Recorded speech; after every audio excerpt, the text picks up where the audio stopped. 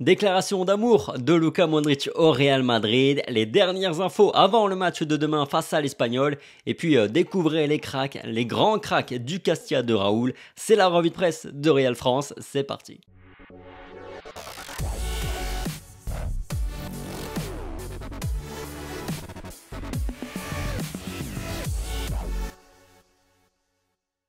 Bonjour à tous, j'espère que vous allez bien, on se retrouve aujourd'hui veille de match pour notre revue de presse quotidienne et on commence sans plus tarder par les unes des deux quotidiens madrilènes. Raúl 4.0 à la une de Marca, le mythique numéro 7 du Real démarre son 4e projet à la tête du Castilla. L'équipe madrilène vise la montée avec une équipe renouvelée, très renouvelée et basée sur le talent. Après le départ malgré tout de joueurs importants, ça a pas mal bougé cet été effectivement, mais le talent ne manque pas dans cet effectif du Castilla. Du côté de As, je ne veux pas me réveiller de ce rêve. Entretien avec Luka Modric au moment de fêter les 10 années de sa signature au Real Madrid. Et puis un mot également sur la Liga. Le Real Betis s'est imposé 1-0 hier soir contre Osasuna. 3 matchs, 3 victoires pour l'équipe de Nabil Fekir. Déclaration de Lukita pour démarrer, le Croate s'est exprimé dans les colonnes du quotidien AS et il revient sur ses 10 années à Madrid. Je commence chaque saison comme si c'était la première, a indiqué le Croate, qui se dit très attaché aux supporters. Je ressens chaque jour leur affection et c'est pourquoi j'essaye de le rendre sur le terrain.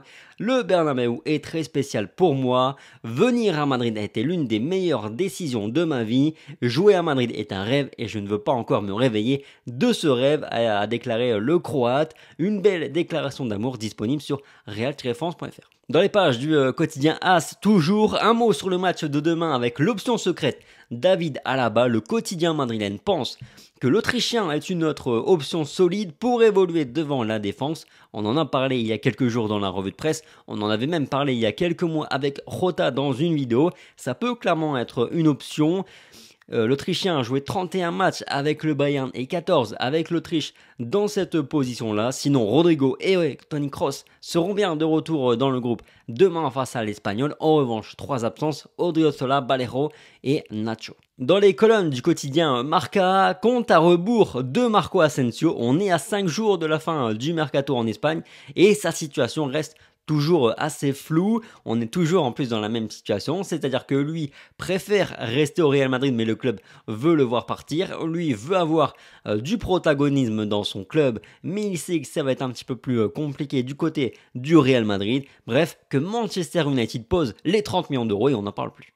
Allez, ouvrons maintenant notre gros dossier du jour et parlons du Castilla de Raúl qui lance sa saison aujourd'hui et il s'agit de la 4e saison déjà sur le banc madrilène pour la légende du club. Il a l'équipe la plus forte et ambitieuse qu'il n'a jamais eue jusqu'à présent. L'objectif est clairement de jouer pour la montée, pour remonter en 2e division espagnole.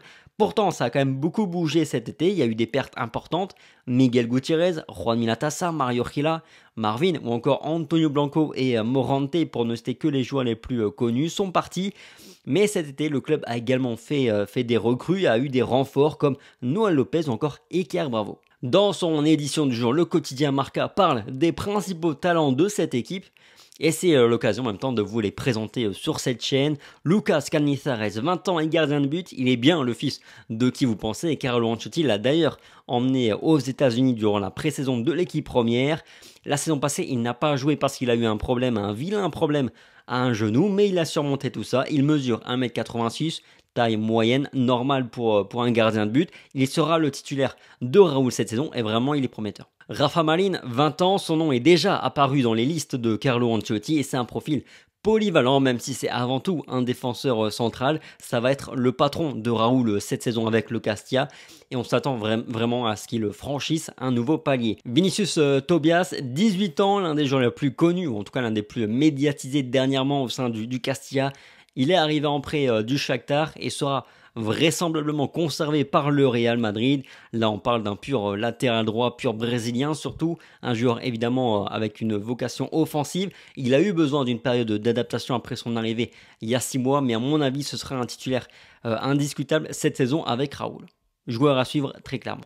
Sergio Arribas, qu'on ne présente plus, le meilleur joueur du Castilla, assurément un pur créateur, un joueur qui voit le jeu avant les autres, très technique, qui sait jouer entre les lignes et être efficace, un joueur qui marque et qui fait des passes décisives. Je pense très sincèrement qu'il devrait déjà être en Liga dans un petit club. Bruno Iglesias, 19 ans, l'un des nouveaux visages du Castilla, mais c'est pas une recrue, c'est un joueur qui vient des juvéniles des catégories donc inférieures. Il a beaucoup fait parler de lui au sein des catégories inférieures du Real Madrid. Justement, ça a toujours été l'un, si ce n'est le meilleur de l'effectif. Là, il va intégrer l'équipe de Raúl. C'est un profil milieu créateur, un bon dribbleur, un joueur avec une bonne qualité de passe. Peter Federico, là aussi un nom bien connu. Comme pour Arribas, on pouvait s'attendre à ce qu'il quitte le Real cet été pour rejoindre un autre club de Liga. Finalement, non. Le Real a préféré le conserver pour qu'il porte justement le projet de Raúl avec Arribas et d'autres joueurs.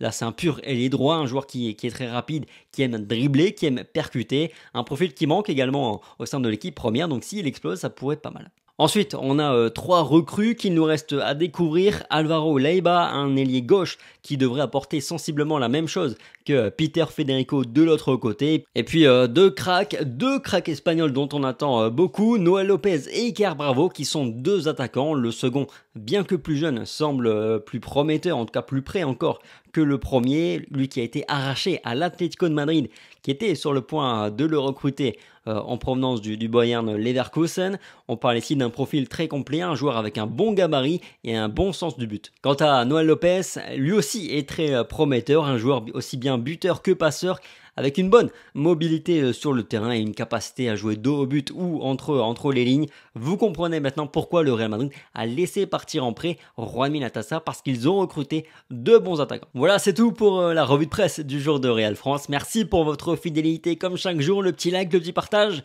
le petit commentaire, ça fait toujours plaisir. Sur ce, passez un très bon week-end, prenez soin de vous comme toujours et on se dit à demain. Allez, ciao.